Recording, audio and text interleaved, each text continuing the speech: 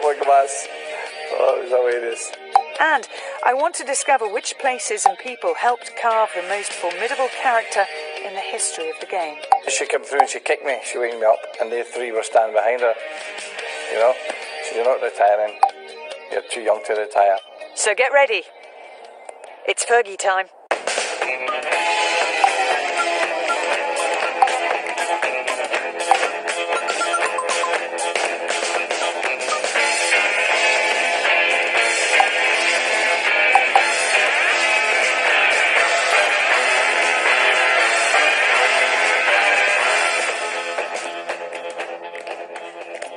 This is your sort of second home here. Are you honorary golf captain at Mottram? Yes, I've only played twice since I became captain, but I'm just down the road. Yeah. So has your golf handicap improved or not? No. I got a hip operation about a year and a bit ago, and I've only played about 4 times. Played here a couple of times with Bobby Charlton, but that's it. And is retirement what you thought it would be? I mean, I know you're still very busy, but were there things you were looking forward to that you just thought, well, I'll do that in retirement? Definitely. Yeah, everyone's got bucket lists, of course. But I look forward to it, and also I made sure I was going to be active.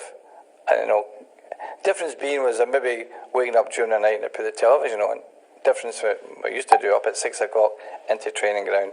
Now I do that, maybe go up at 8, have my breakfast with Kathy. It's the first time she's ever had breakfast with me. So that's a big change. But I set out to be active all the time. The first thing we did, a cruise up to the Scottish Highlands with my family and my mates, just all men. And we started off at Open, and it was a day Andrew Murray won the Open. So with the champagne already, Wimbledon, yeah. We went set and sail till he won that. As we set out, and all the people on the quay were all waving to us, and with the champagne out, well done, Andy. And we had a great time. It was fantastic. And was that something that you thought you could have gone anywhere in the world? And actually, it was a lovely summer that summer, wasn't it? Lucky. So you were really lucky. Dead lucky, yeah. But was that something you'd set yourself? I want to do the Highlands. I want to do the islands. Absolutely. I want to go home, really. Yeah, exactly. Well, as a Scotsman, I've never been to places I've gone to, you know, in that cruise. I've never been to Open in my life. It's amazing. It's not even far from Glasgow. And you've mentioned Kathy already, hugely important to your success, I would think. Absolutely. What is it that she's brought in a marriage that's nearly 50 years? I mean, it's 48 years I think you've been married now. 48, yeah. Yeah.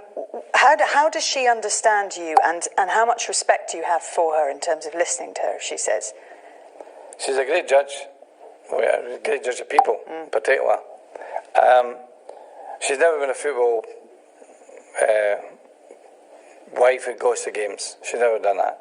She'd go to the cup finals, and Kerry Mary used to say a waste of a ticket, because she'd sit, her and her sister talking or in the tea room how we watched the game. But it was because it's cup final, she'd always go. And she's really basically a good mother, a good wife, and a great grandmother. Fantastic grandmother. Well, I should think you're a pretty good grandfather, aren't you? Because you've got time. I love that now, yeah. I've always loved that. Every week we'll get some of them here, you know. I've got 11 grandchildren now. One's 20, Jake, and the youngest I've got 2 at 5. So they're great. And is it true that Kathy won't let you have any football memorabilia in the house? No, none. None at all. And what would happen if you came back with a book or something, a football book? Well, we've got a library of football books, don't get me wrong, but I've no anything to display my career. It's all in United Museum. Everything's in there. And I think that's the best place for it, really, to be honest with you, because that can be shared with every fan that goes into the museum. It's a fantastic museum. And it's not a matter of me saying, I miss it or anything like that. I don't even think about it. I think it's in the right place. But the most crucial influence she had, and it didn't come out till a few years afterwards, but she's the one that talked you out of the first time you were going to retire. Yeah. And was that because she didn't want you around the house, or she thought you weren't ready yet? She could sense I'd made a mistake. She knew I'd made a mistake. And I knew myself, you know, the silly thing was impulse. I was in a sort of in the heat of a moment, I just decided. And I made it at the beginning of the season, which was even worse. And I knew after a few weeks, I said, why did I do that, you know? But then sometimes when you've got a stubbornness about you, you say, I've done it, and then you carry it through. And then around about Christmas Day or New Year's Day, I think it was New Year's Day actually, I was swimming on the couch after dinner with the boys and the families. And she came through and she kicked me. She waked me up, and they three were standing behind her. You know, she said, "You're not retiring. You're too young to retire." And the boy says, "You know, you're off your head to retire."